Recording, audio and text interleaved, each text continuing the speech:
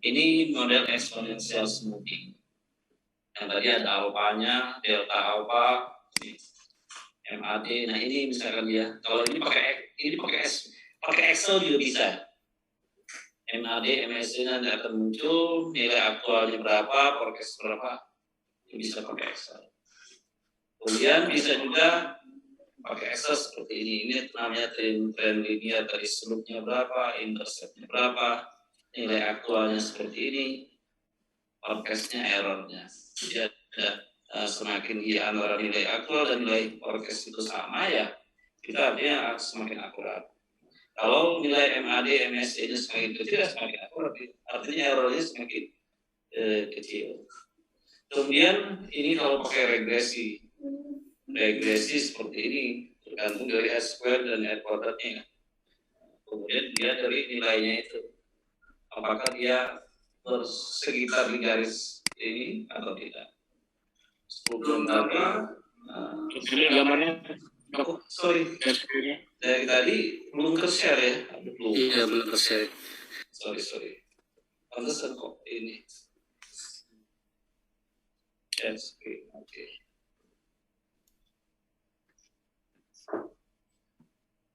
Ini yang exponential smoothing seperti ini. Tentu dia ada nilai alfanya berapa, delta alfa berapa, MAD, MSE-nya berapa. Ini pakai, kalau seperti ini cukup pakai Excel juga bisa, tapi Excel-nya yang punya data analis ya. Kalau tidak ada, nanti harus di-install dari atau di-add in fungsinya. Kemudian ada lagi yang trend linear seperti ini. Slope-nya berapa, intercept-nya berapa, tapi akurasinya semakin bagus, semakin kecil MAD atau MSE-nya semakin akurat. Tentu di sini akan kelihatan antara nilai aktual dengan forecast-nya berapa. Kan 44 dengan 47. Di sini minusnya error-nya atau selisihnya minus 3,22. Semakin dia kecil ininya error-nya atau selisihnya harus semakin akurat. Kemudian ini yang regresi linear. Kalau kita pakai regresi linear, tentu untuk memforecast ini tergantung dengan nilai X-nya gitu. Jadi tidak hanya nilai Y-nya, tetapi dia juga dari nilai X-nya. Misalkan ini kan intercept-nya 7,12, slope-nya 4,2 kalikan nilai X-nya dapatlah forecast-nya. Nah, tentu semakin bagus ya, yes, nilai yang akurat itu kalau forecast-nya tidak jauh dari garis yang linear ini. Kemudian peramalan kuantitatif tentu membutuhkan data history, data yang lalu, terdiri dari data model deret waktu atau model kausal. Kalau model yang hanya model deret waktu yang time series biasa itu satu variabel, tapi kalau model kausal itu bisa dipengaruhi oleh variabel lain. Kemudian kalau pengolahan sederhana paling mudah menggunakan Minitab, bisa Appius bisa, tapi paling enak pakai pengolahan data peramalan dengan forecasting dengan Minitab.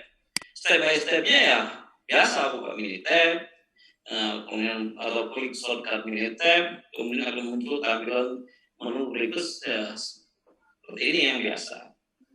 Tentu di sini seluruh datanya di copy ke worksheet-nya. Kemudian di sini pengolahan data peramalannya bagaimana forecastingnya. Buka menu Minitab, copy data worksheet seperti biasa. Tentu di sini bisa bulanan, misalkan pengunjung Kali Biru. Kebetulan ini really waktu saya menjadi konsultan Kementerian Pariwisata, itu saya bisa memprediksi berapa sih pengunjung Kali Biru ke depan, terus kapan saja dia ramai, kapan saja dia turun, itu bisa kelihatan. Kebetulan waktu itu saya diminta untuk mengkaji data pemasaran pariwisata Nusantara, ya dari semua aspek bidang pariwisata dari Sabang sampai Merauke. Kebetulan saya kaji data yang terutama untuk pengunjung Kali Biru yang di Jogja. Nah, caranya mudah, ya. Kan misalkan, nah kebetulan waktu itu maka metode dekomposisi. Nah di situ tentu metode dekomposisi itu ada yang di menu statistik, time series, ada decomposition. Nanti bisa di sini variabel yang mau prediksi itu berapa, di sini seasonal length, panjang musimnya. Kebetulan kalau di Indonesia mungkin banyak tergantung dengan musim semester ya, misalkan musim naik dan libur semester atau naik dan kelas, libur bulan 6 bulan Juni, libur akhir tahun gitu. Anggapnya panjang karena datanya bulanan ya 6 bulan sekali misalkan. Kemudian model tipenya, tipe dari modelnya bisa multiplicative, bisa additive, kemudian model komponennya ada trend plus seasonal atau seasonal only bisa. Kemudian gain rate-nya berapa bulan ke depan, misalnya 12 bulan ke depan. Tentu di sini ada dekomposisi, bisa trend mainnya, kita bisa lihat seasonal adjusted datanya bisa, feeds-nya berapa, forecast-nya berapa, bisa kita. Nanti kita oke, kalau sudah pilih oke, nanti hasilnya seperti ini. Nah, hasil dekomposisinya seperti ini. Dia akan mengikuti pola. Misalnya pada bulan berapa? Biasanya bulan Januari atau Desember akhir, naik turun lagi, naik lagi pada bulan Juni, misalkan, atau bulan Mei, tergantung. Kadang-kadang ya di dalam satu tahun itu kan ada libur semester, misalkan anak-anak kelas 3 lagi ujian atau kelas 6 lagi ujian, ya pas libur semester, libur itulah anak-anak misalnya berwisata bisa. Nah, ini prediksinya. Nanti prediksinya pun tidak akan jauh berbeda, tapi ada kecenderungan misalkan dia naik dan mengikuti pola dia pada bulan berapa yang turun dan naiknya. Ini menggunakan metode dekomposisi. Kemudian ada lagi metode yang saya pakai, misalnya metode Winters. Metode Winters ini biasanya untuk musiman juga. Bisa ada smooth data. Di Winters ada berapa, ada trendnya, ada feednya, ada residunya, progress berapa, upper berapa persen, lower berapa persen, tidak bisa. Nanti di sini ada level dari bobotnya untuk smoothingnya. Nanti yang lain misalnya sama dengan metode dekomposisi dan sebagainya sama. Baru kita metode Winters hasilnya bagaimana? Nah, tapi bedanya metode dekomposisi tidak ada batas bawah, batas atasnya, tetapi metode Winters ada. Bisa jadi kalau melihat dari ini, yang mana lebih bagus? Kalau saya dekomposisi nilainya berapa? Di sini 232 MAP-nya, MAD-nya 4119, di sini-nya 390, 46998. Kalau metode Winters berapa? Oh, ini Winters 32499, metode dekomposisi berapa? Ini 4456, 32 sekian. Jadi dari dua metode ini kalau saya memprediksi, saya pakai metode Winters yang lebih akurat. Kenapa? Karena dia akurasi measure-nya, akuratnya ini lebih kecil nilai ini dibandingkan dengan metode dekomposisi. Kemudian nanti setelah itu selain metode dekomposisi ada root test, ARIMA, granular causality, ART, GARD, PAR, PHM dengan PAR, PHM kita lanjutkan. Tetapi biasanya kalau pakai kalau yang tadi pakai Minitab saja, ini bisa pakai Abuse ya, dengan Abuse. Kemudian tentu datanya seperti ini. Nah, kalau kita bukan panel data, katakanlah regresinya data time series, maka kita pilih datanya dated regular frequently. Nanti bisa annual atau multi-year, annual, semi-annual dan sebagainya. Bisa intraday, interjected, daily, custom week, bisa. Jangan. Nah, tetapi work file structure-nya harus tipenya, harus type-nya, tipenya dated regular frequency. Artinya betul-betul seperti ada tanggalnya, ada ini terurut dengan sesuai dengan time series-nya.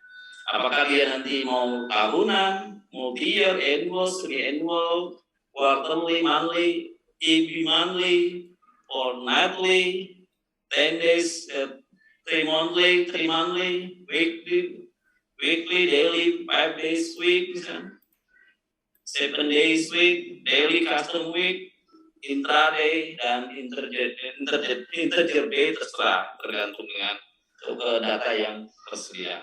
Kemudian di sini kalau dia regular monthly, misalkan 2022 sampai 2017, berarti ada berapa? Ada 16 tahun kali 12 bulan.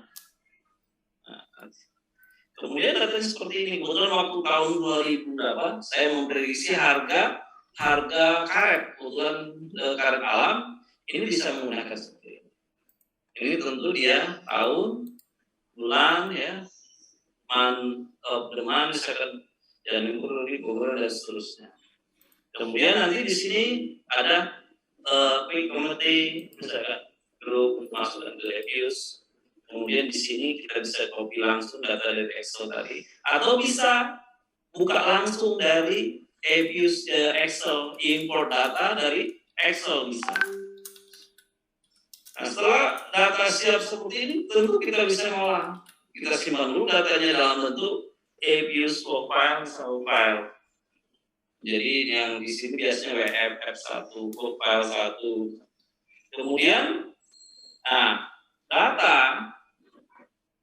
yang kita olah, data time series yang kita olah, kita regresikan, kita bikin forecasting, kita buat misalkan bersama peramalan, mungkin regresi, korelasi, dan sebagainya. Tentu harus dicek dulu apakah data itu stasioner atau tidak. Apa sih pengertian kestasioneran?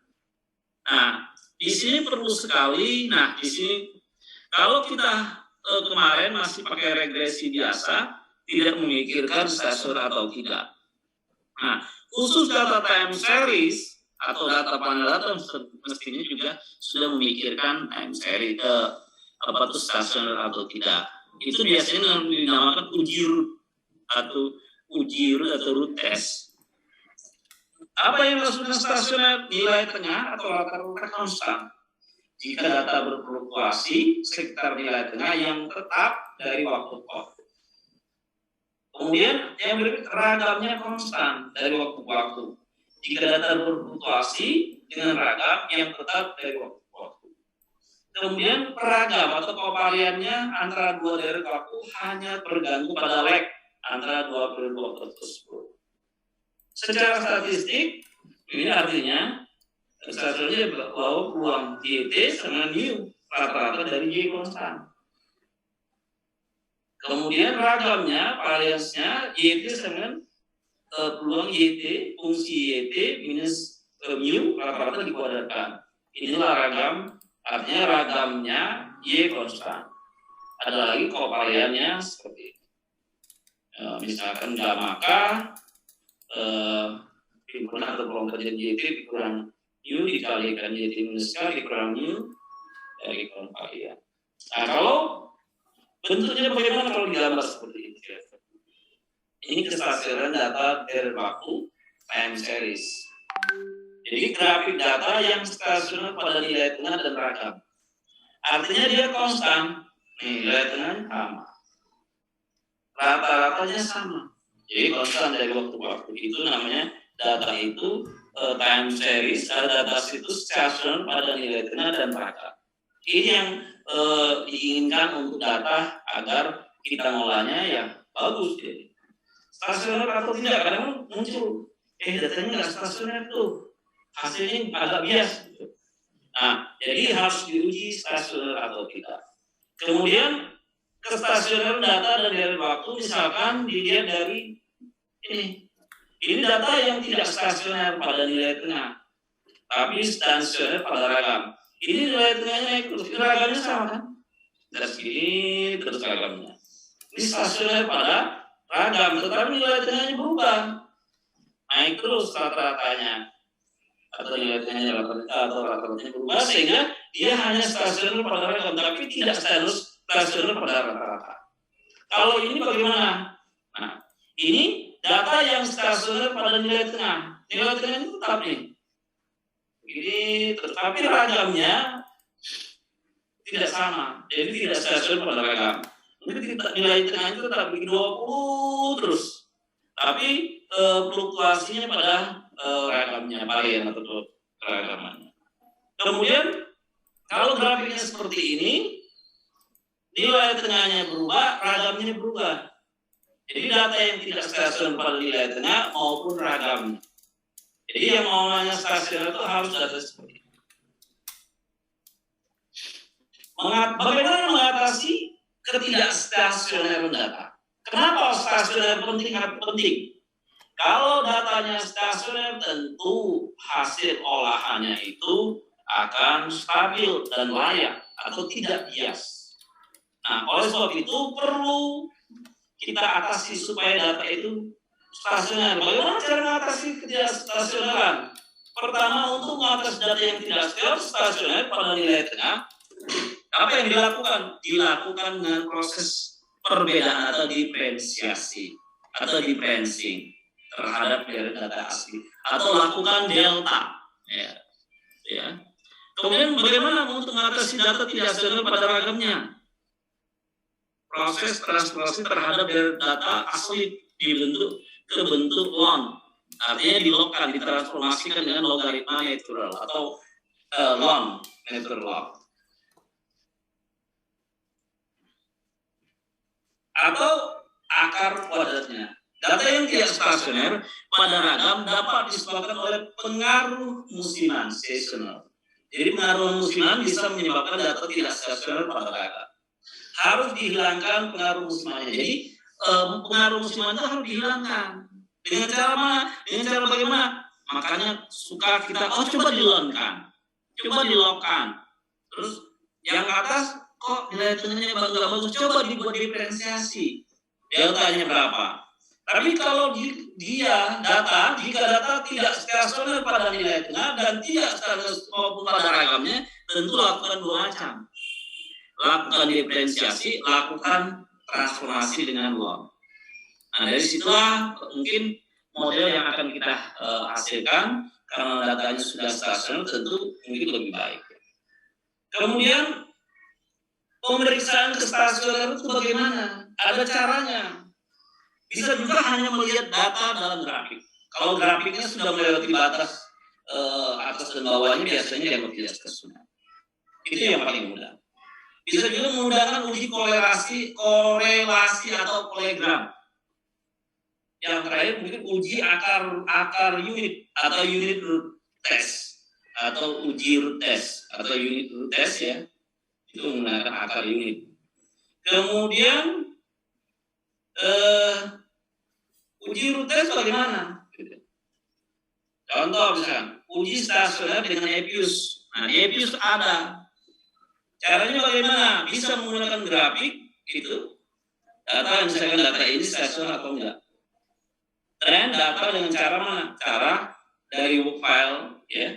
Pilih views ya. Pilih graf, mana grafiknya? Pilih graf, ini graf kan? Kemudian pilih graf, uji stasioner dengan EPIUS menu graf.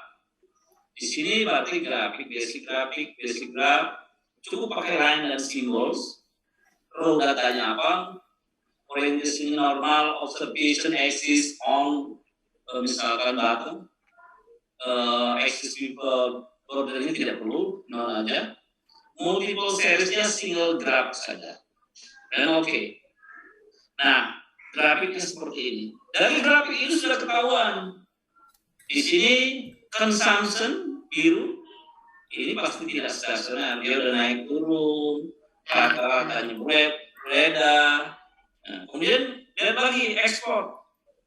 Oh, ekspor juga begitu. Dia naik turun, dia cenderung naik terus. Nah, dari sekian data ini hampir semua data, apakah itu consumption, ekspor, harga karet alam dunia, crude oil, import, dan sebagainya, ED, apa lupa saya, variable TB misalkan, itu semuanya cenderung tidak stasioner. Ini kalau bisa, ini consumption, ini crude oil, ini EJB, ini ekspor, ini misalkan ekspor apa gitu, ini total production misalkan, ini harga karet ini bisa kelihatan. Kemudian TSR misalkan, nanti ketahuan pada bulan berapa puncaknya pada tahun 2012 ya tinggi harganya, cenderung fluktuatif. Kemudian crude oil misalkan, ya. Nah, terus bagaimana misalkan menggunakan bisa juga menggunakan menu quick graph untuk diagramnya. Kemudian di sini ada list series group and or series expression. Misalkan TSA 20 crude oil kita oke kan. Nanti hasilnya misalkan pakai line sama seperti ini. Nanti hasil seperti ini. Kalau mau tampilan dua grafik. Nah, kita mau lihat apakah harga ini ada hubungannya dengan harga karet dunia, harga alam dunia, apa ada hubungannya dengan harga crude oil. Nah, ini ada kecenderungan, ada kemiripan. Oh, ada naik berapa, ada turun. Berarti ini kita lihat dan apakah ada hubungan atau tidak. Nah, menggunakan apa? Ada lagi untuk mengeceknya menggunakan korelogram. Jadi korelogram nanti akan kelihatan ini korelogram, ya nanti akan muncul seperti ini. TSR 20, oke. Nah di sini ada level first difference, second difference, lag-nya berapa? 36, oke. Ya kelihatan sebanyak 36 pengamatan. Nah di sini akan kelihatan nilai koefisien ACF tertingginya 0,973. Padahal X1 menurun secara perlahan, turun lagi, menunjukkan bahwa nilai TSR 20 tidak stasioner. Kenapa? Di sini nilainya sih kan, ini lewat. Ini kan batas ini ada dua dari parsial correlation ketahuan. Ini ke sini. Dia melebihi dari garis ini.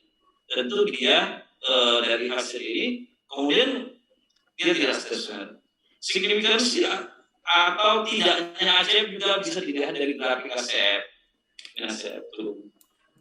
Dari waktu periode ketahuan.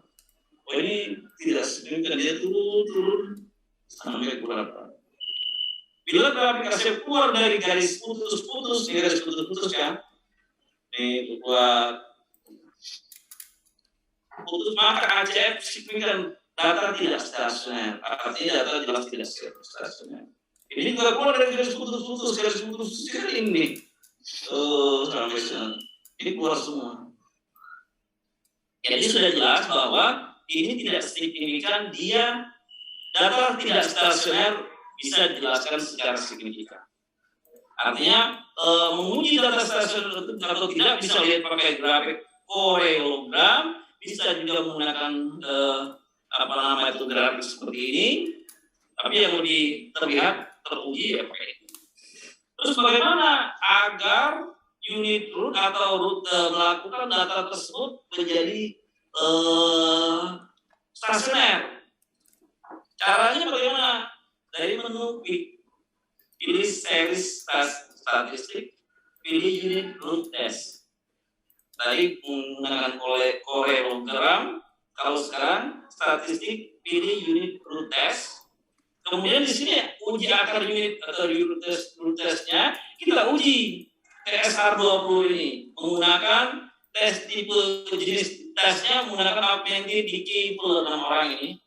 Kemudian di sini ada tes, kalau kita biarkan dia standarnya di level first difference, second difference ya. Kemudian di sini lag length berapa lag lengthnya otomatis misalkan dia cuma 14. Lalu di sini kalau perlu pakai speed spike berapa bisa. Tapi biasanya maksimum lag ya lihat kan 14, tapi bisa kita mau di berapa. Kemudian dilihat hasilnya. Ini null hipotesis TSR has a unit root, exogennya konstanta, lag length-nya 1, automatic base on SIC. Ini SIC metode maksimum lag-nya 14. Di sini dari metode augmented decay Fuller test statistik terlihat bahwa minus test statistik minus 2,12, probability-nya 0,21. 2,2362. Dari hasil ini terlihat dia tidak signifikan. Nah, kemudian di sini augmented test mengatakan bla bla bla, di sini terlihat variabel. Nah, di sini justru TR yang sering TR 20 minus 1. Nah, TR ini kemudian diferensiasi TR 20 minus 1. Hasil uji akar root metode pada level untuk data harga karent alam dunia TSR 20 hasil tidak signifikan. Tanda merah atau PPL lebih besar dari 8. Sehingga hasilnya tidak stasioner pada level. Artinya pada level tidak stasioner. Kemudian lakukan apa yang dilakukan? Lakukan tes ulang dengan mengubah level menjadi post difference. Nanti hasilnya seperti ini. Kita coba lagi. Menggunakan post difference. Ini biarkan tetap oke. Nanti hasilnya seperti ini. Signifikan. P-value lebih besar dari 0,0. Artinya, hasil uji akar root metode pada post difference untuk data harga karent alam dunia. Jadi waktu kita meregresikan dia post difference atau DTS-TSM 20 minus 1 yang kita pakai.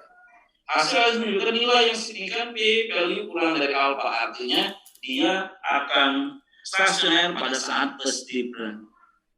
Jadi amatan sekarang dikurang amat sebelumnya, amatan sebelumnya. Sekarang bulan sebelumnya itu post difference.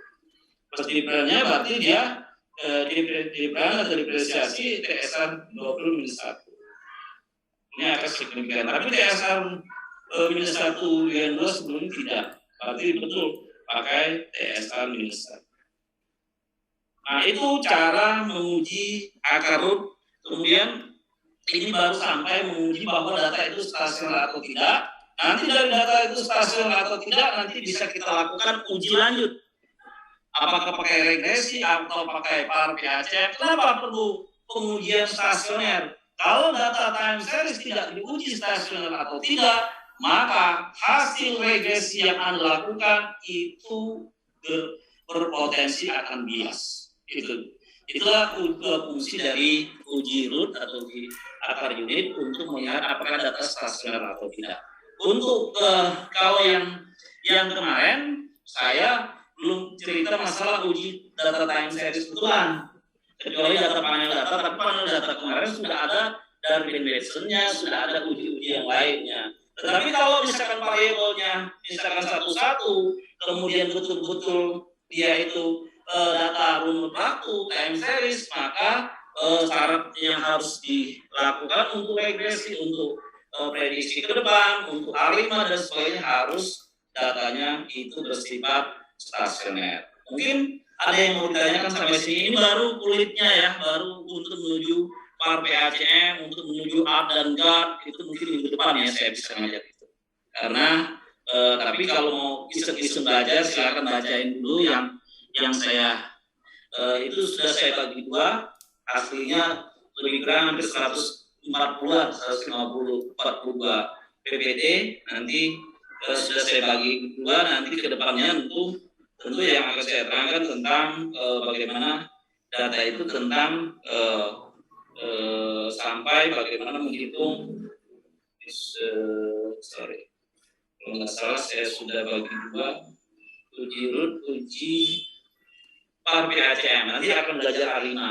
Kenapa ini penting saya cerita, ada tadi moving average, kalau saya langsung masuk ke A5, langsung masuk ke par PACM, takut tidak bisa nyambung gitu ya. Jadi itu sebenarnya prolog untuk menuju ke masuk ke par PACM, dot out, sampai mungkin saya kalau ada waktu saya akan ngajarin analisis siklus bisnis ya, bagaimana memprediksi dengan beberapa variabel kapan dia akan naik, akan turun berdasarkan variabel-variabel atau faktor-faktor yang mempengaruhinya.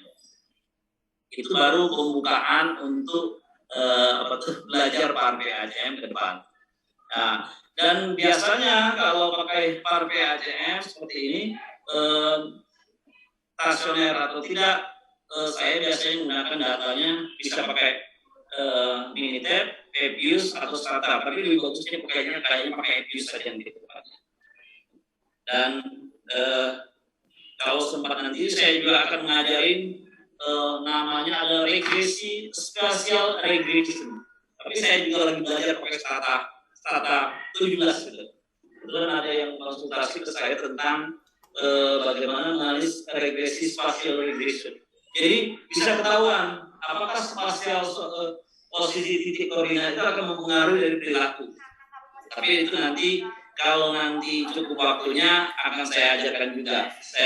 Kebetulan saya lagi belajar juga itu ilmunya pakai Stata, tapi Statanya harus Stata 17, Stata terkini. Dan kalau Bapak Ibu mau coba, nanti ada pekerjaan, ada disertasinya ke arah situ. Bapak Ibu bisa beli Statanya sekitar 6 bulan. Untuk student itu cuma berapa dolar ya? $48, karena saya sudah beli. Ini kalau penasaran nanti saya bisa tunjukin Stata 17. Itu Stata, SAS, EBIUS itu dia selalu ya berlomba-lomba untuk ekonometrik itu yang mungkin Stata, SAS. Kalau SAS itu saya nggak kebeli sobatnya, kalau Stata masih kebeli lah kita. Tapi kalau untuk SAS itu mungkin untuk perusahaan besar, misalnya kalau di Indonesia yang punya ini ya PB, Astra, bisa. Kalau Bapak Herman mau di untuk Stata untuk perusahaannya juga bisa untuk menulis big data ya. Jadi mungkin ada Stata itu. Mungkin itu dulu ya yang perlu saya sampaikan. Ada yang mau didiskusikan silakan. Ini baru pembukaan untuk belajar ke arah PAR PACM ya. Kenapa perlu nanti saya ajarkan PAR PACM? Kenapa? Karena kalau kita dasar datanya itu berbasis data deret baku, tentu harus memenuhi namanya uji stasionaritas.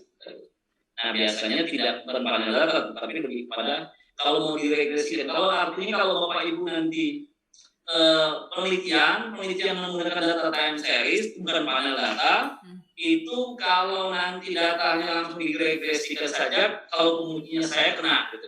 Kalau ini nggak stasioner, ini stasioner nggak udah diuji pun stasionaritasnya. Kalau dia langsung begini itu banyak itu, karena dia nggak paham kapan dia harus pakai ekonometrik menggunakan PAR PACM, kapan dia pakai regresi biasa itu. Kenapa ada teknik-teknik, ada metode seperti itu? Karena untuk melihat apakah hasil dari olah kita, regresi kita benar atau tidak, best linear unbiased estimated atau tidak. Itu. Mungkin ada yang mau tanyakan? Atau belum? Kalau belum praktek kan jadi masih bingung apa sih barang ini? Oke, nanti mungkin dicoba-coba dulu. Mungkin tugasnya sekarang itu dicoba-coba dulu. Yang tadi memforecasting, ya. Data yang saya berikan kemarin ekonometrik sudah saya siapkan data untuk forecasting ini sudah ada. Yang kemarin saya ada tulis.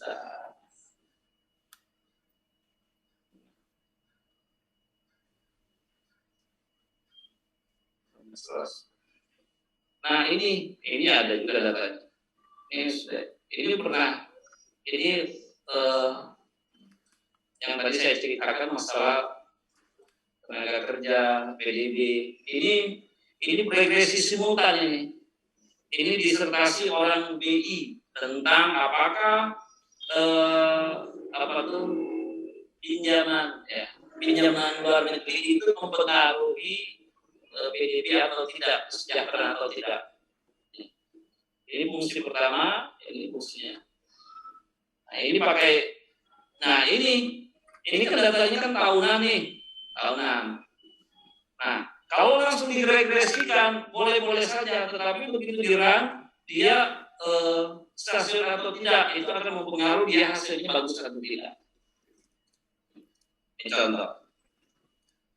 Ini disertasinya ada, bahkan ini setelah dilengkap, didepresiasi, hasilnya bagaimana. Nah, makanya ngolah data ekonometrik itu gampang-gampang susah, saya cerita. Kenapa gampang-gampang susah? Kadang-kadang kita berpikir, wah ini mudah, sekali kan bisa gitu. Tapi begitu kita run hasilnya nggak masuk akal, nah itu mulai kita pusing. Nah, itu. Jadi begitu kita orang, kok datanya nggak masuk akal ya, harusnya dia negatif, hasilnya kok nggak masuk akal, harusnya dia negatif dan positif. Gitu. Kemudian kok ini harusnya dia berpengaruh, kenapa tidak?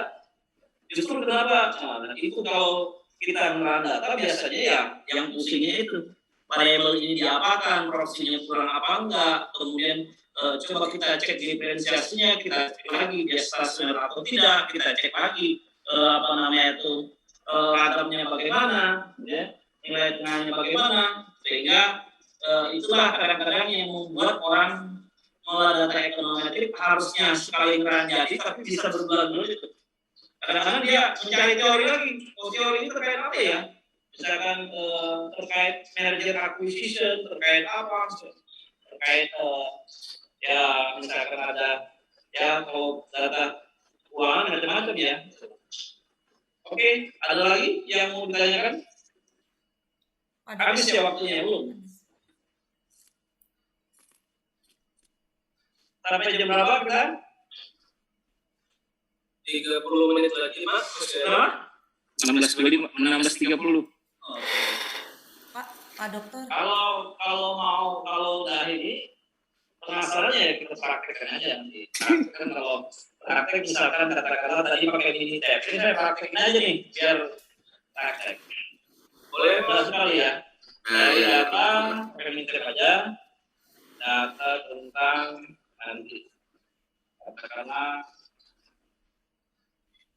data kinerja survei nah katakan kunjungan wisata.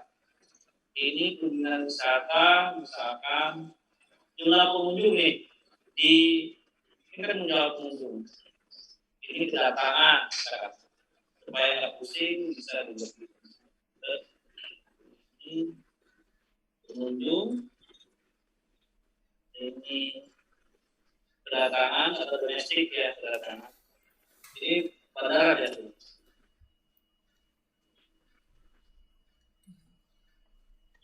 Ini terus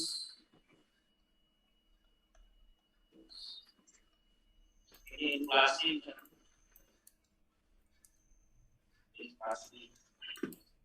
Misalnya di sini ya equalization. Ini kalau kita mau ambil ya copy aja data ini bulan.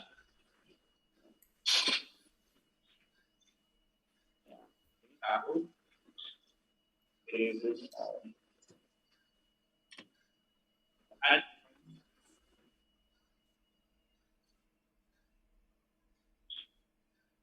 Nah, kita copy aja, copy ini. Masukin ke minitab.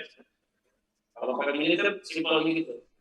Nah sekarang sudah kelihatan nih datanya. Kita mau tahu pengunjung mana? Tadi pengunjung di Medan apa tuh? Miki Panland. Mungkin pengunjung MK Miki Panland. MK Miki Pan MFL. Coba kita run. Kita prediksi ini. Kita prediksi, kita lihat dulu.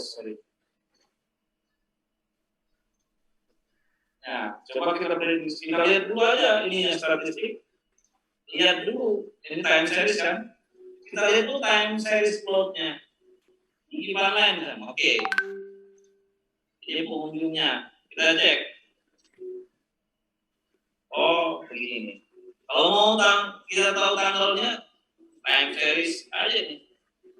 Kalender nih. Month of year. Nih, kita tulis desimalnya 1. Mulai bulan 1 year-nya 2000 berapa? 14 atau 13%. Oke. Kita ketahuan. Jadi polanya seperti ini. Kita ketahuan polanya, kita tahu, oh dia itu pada bulan Januari 2014 begini. Puncaknya pada bulan berapa ini? Oh ini pada bulan Juni. Dia turun sedikit, naik lagi, turun lagi, sampai misalnya turun banget pada bulan 11 misalnya bulan Oktober, naik lagi, Januari lagi atau akhir Desember atau Januari. pada libur tahun baru. Terus ini kondisi dia, fluktuasi.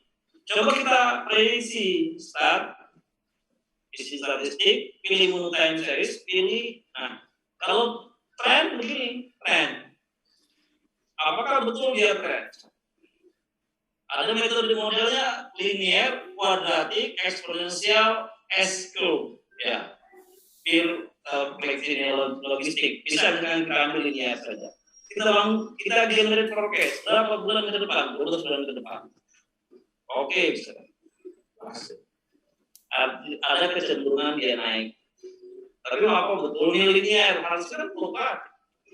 Fungsinya ini. YT 23.145 kalikan T. Jadi naik terus kalau seperti ini linear terus kalikan. T-nya berapa bulan ke 34, bulan ke 35 kalikan. Kamu betul demikian. Ini kita lihat MAP-nya 64. MAD-nya sekitar 112.000 sekian. Oke, kita lihat. Coba kita cek lagi pakai metode time series decomposition. Tapi ini tadi seasonalnya kita buat 6 bulan, biarkan multiplicate, kemudian kita buat 12 bulan ke depan. Oke kan? Kalau time yang hanya aja diubah, ini hasil. Hasilnya bagaimana ini? Dia 12 bulan ke depan, pada bulan berapa, misalkan bulan berapa dia segini, ini pada bulan 13. Kalau mau lengkap ya tinggal diubah ininya, time-nya diubah. Kalender, month of year, ubah misalkan bulan 1 atau bulan berapa, Januari, year-nya 2014. Increment-nya 1 per bulan. Ya. Kalau mau lihat lagi per bulannya, kita lihat. Time series increment-nya anggapnya 1.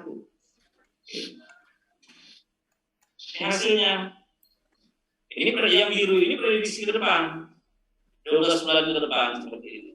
Nah itu kira-kira ini nilainya 44 ya, 8.321. Kalau ini 13 sekian lah. Kalau yang tadi gimana? Ini mana tren? Tren berapa? 64.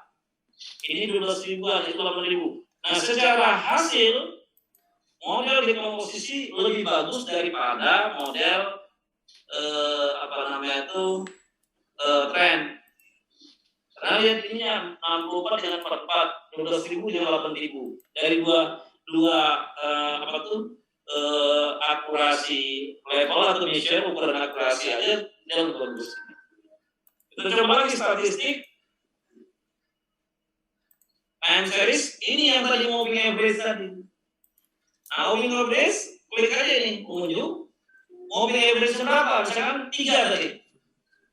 Nah, pakai center the moving average boleh. Langsung kita lihat misalkan berapa? 12. Oke aja. Ini hasilnya. Seperti ini ya. Kalau yang merah ini pitch-nya, nilai pitch-nya, aktualnya, nilai pitch, nilai forecasting. Apa mungkin betul nilainya cuma begini aja atas bawah. Di sini 69 lebih jelek. Nah, makanya ada namanya kita ulang lagi. Oh kalau 3, kalau dia 3, bagaimana kalau kita pakai berapa misalkan variabelnya tetap di sini. Oh kalau ini pakai exponential smoothing. Statistik time series pakai moving average lagi. Misal 5 terus ini 12 sama. Apakah lebih bagus? Lebih jauh, lebih jelek lagi? Oke, artinya nggak mungkin pakai moving average dengan trend sudah jelas tidak pakai. Kita cek lagi time series dengan signal exponential smoothing. Nah, kita smooth, kita pakai optimal hari aja. Kinerjanya 12 bulan ke depan. Coba kita lihat. Ini hasilnya. Semakin jauh lagi. Dari sekian model masih terbaik dekomposisi. Terus kita cek lagi yang lainnya. Pakai smoothing. Nah, Winters method. Nah, Winters kita pilih lagi Winters. Misalkan di sini 6 bulan lah. Karena boleh kita buat 3 bulan juga boleh. Generate dengan 12. 74. Kalau itu seperti ini batas bawahnya. Tapi di sini 74 di 13.000. Kemudian metode dekomposisi masih lebih bagus. Decomposition masih lebih bagus ini 44 paling rendah. Nah, kalau kita mau jadi konsultan ya tinggal klik aja, saya prediksi paling akurat yang ini. Nah, bisa ketahuan. Nah, ini udah bisa jadi konsultan tentang prediksi berdasarkan data sekunder.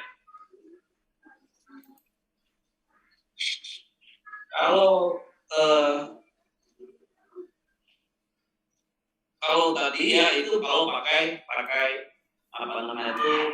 Minitab. Nah, bisa aja Bapak Ibu nanti coba. Kalau setahu saya yang paling bagus itu itu Arima. Tapi cek lagi aja nanti yang paling akurat kalau berdasarkan teori. Tapi dekomposisi juga cukup bagus. Ini ada Arima, ada Winters, kalau di sini langsung jadi yang sendiri. Ini ada Arima, metode Arima. Arima juga cukup bagus. Oke, pakai ini aja. Start forecast, misalkan grade forecast 12 bulan ke depan, levelnya, leadnya 1, 12, kalau nggak salah ada leadnya. Ini ada leadnya original berapa? Yes. Forecast, lower limitnya, nggak mau dia. Dia harus diuji dulu. Kalau pakai Arima nggak langsung bisa. Nanti kita coba pakai Arima. Arima juga, tapi Arima di EPIS itu Arima sudah bisa diprogramming, sehingga dari sekian itu Arima yang berapa yang teroptimal, gitu ya, paling bagus itu nanti. Saya juga mesti ingat lagi tahun 2019 saya pernah menggunakan analisis siklus bisnis mencari Arima optimal. Dari sekian tren itu saya cari Arima optimal berapa, nanti kayak programming aja. Cuma nanti mungkin minggu depan saya meringain lagi yang pernah saya lakukan. Kadang-kadang ngerang kan pernah melakukan apa-apa kan, kalau nggak dipakai setahun 2 tahun kadang-kadang masih harus ingat-ingat lagi ya. Mudah-mudahan nanti kalau sudah belajar Arima, kenapa penting nanti bisa digunakan untuk prediksi, misalkan untuk prediksi yang lebih akurat untuk siklus bisnis, untuk power PACM, kapan hasilnya itu. Seperti itu. Mungkin itu contoh, tapi kalau yang ini tadi contoh untuk forecasting biasa aja ya, forecasting untuk memprediksi. Kalau kita misalkan bapak-bapak, misalkan Pak Zeze disuruh memprediksi bagaimana peluang terjadinya Pak Zeze misalkan diminta, bagaimana kecenderungan tren mahasiswa setelah COVID ini, bisa pakai ini cukup, pakai dekomposisi, pakai forecasting ini cukup. Pak Herman misalkan mau ngecek bagaimana prediksi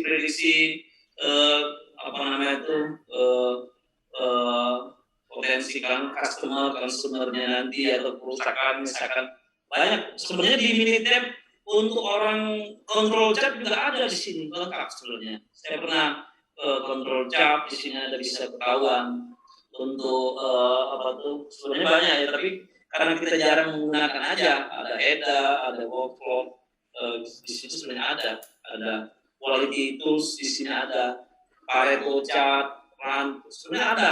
Makanya Minitab itu lebih kepada untuk sains. Tapi kalau EPIUS Tata itu lebih kepada untuk ekonometrik biasanya.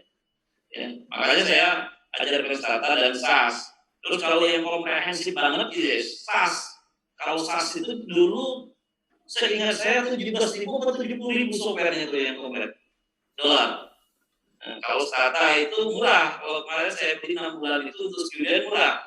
Berapa ya kemarin itu saya pernah beli ya. Bentar, Tata, saya ingat Tata. Tuh, Tata saya beli 2 minggu lalu berapa dolar? Sebentar.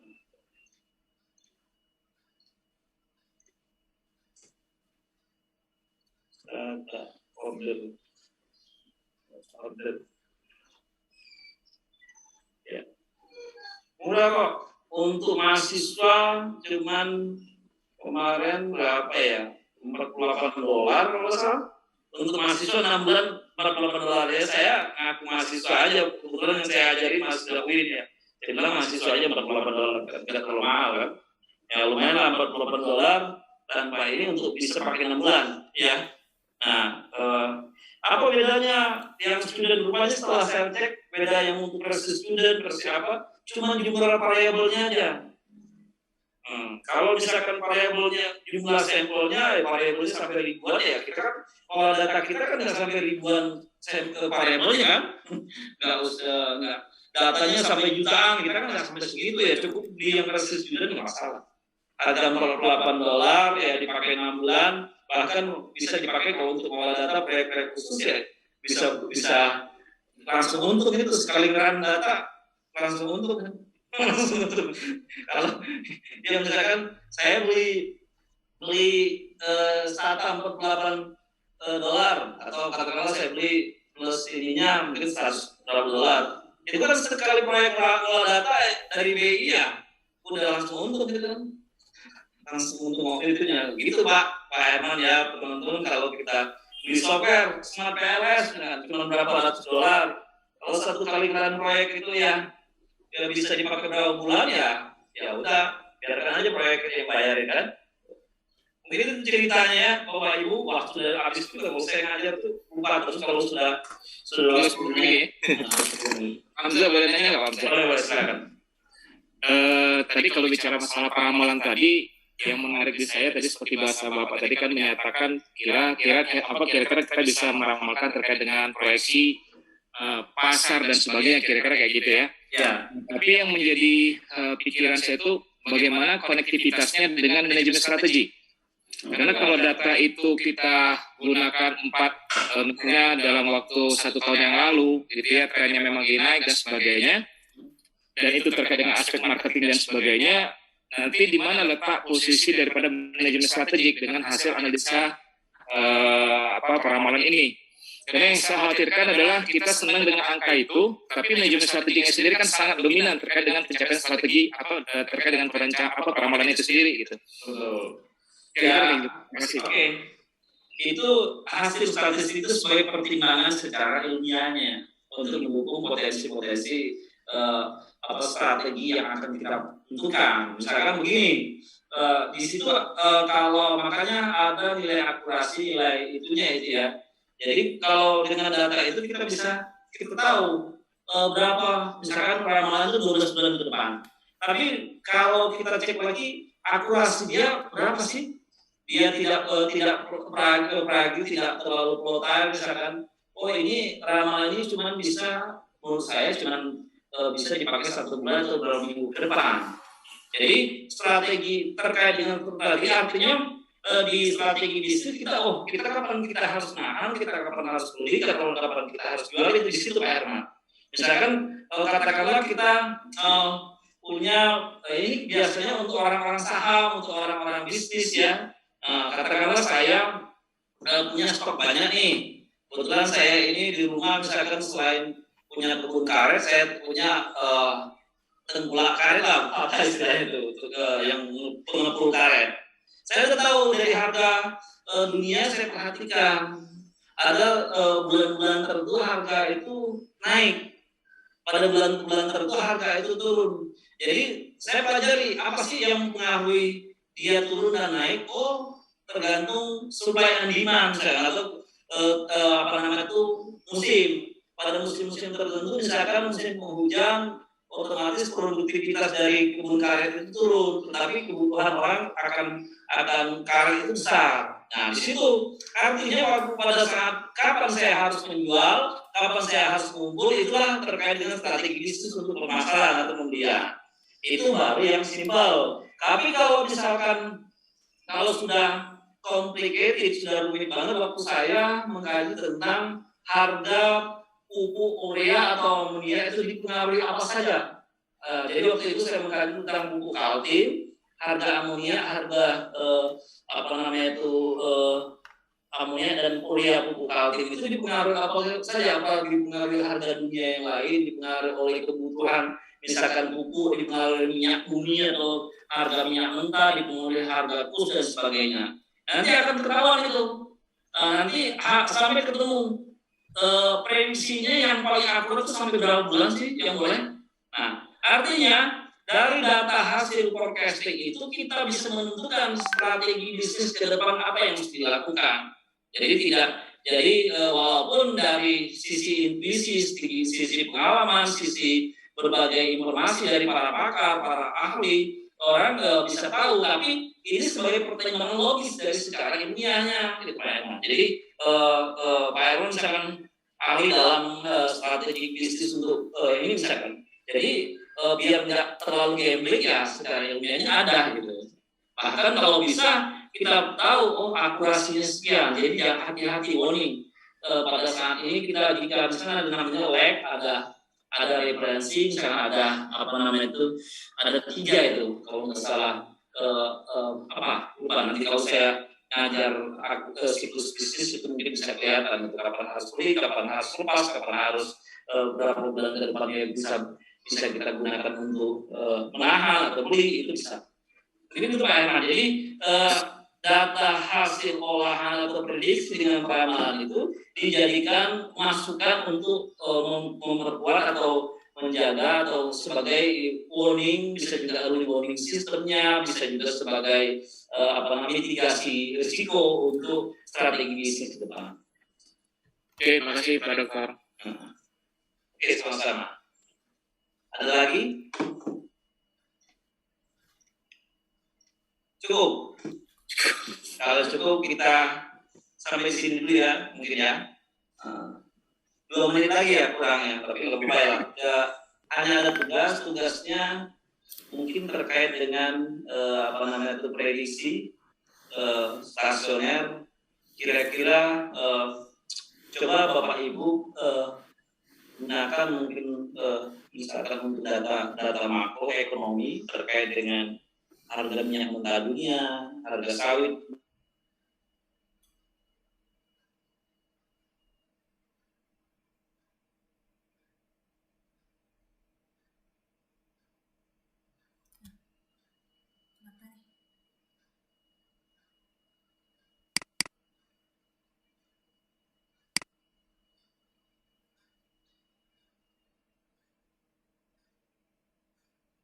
Kurasi atau bulanan terkait dengan makroekonomi, misalnya kasus, bisa juga nanti lihat di kondisi saat ini, misalkan dengan terkait dengan pandemi seperti ini, maka dari misalkan bisa saja dari industri agribisnis, ya, dari industri apa saja ya yang terkait dengan kondisi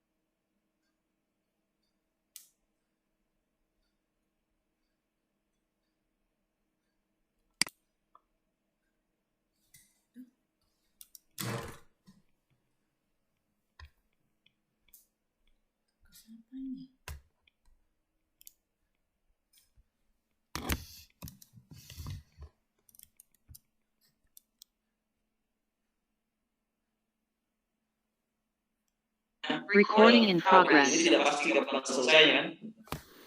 Coba diangkat aja kasus apa, data apa terkait dengan kondisi makroekonomi dunia, misalkan bisa tadi harga minyak mentah dunia, harga sawit, harga minyak misalkan dolar,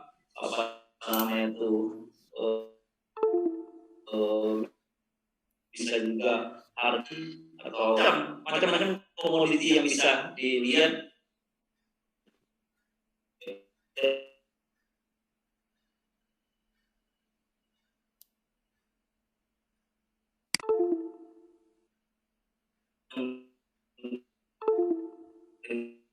dengan forecasting ke depan. Makanya itu bisa tipkan COVID di area manusia apakah terjadi pergerakan manusia ke kota lain itu fluktuasinya bagaimana, trennya bagaimana sehingga masalah pandemi kapal Indonesia tidak kunjung selesai bisa saja. Mungkin itu dulu ya hari ini untuk tugasnya itu mempelajari fenomena data time series dikaitkan dengan prediksi forecasting ke depan. Syukur-syukur bisa diasosiasikan. Ya. Mungkin itu dulu ya, Bapak Ibu sekalian.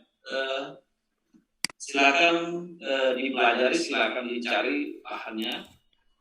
Tujuannya tidak hanya tidak lain, cuma untuk istilahnya itu mengimplementasikan forecasting itu dalam keseharian atau dalam kasus yang nyata. Ada yang ditanyakan? Cukup. Biasanya kalau ditanyakan begitu.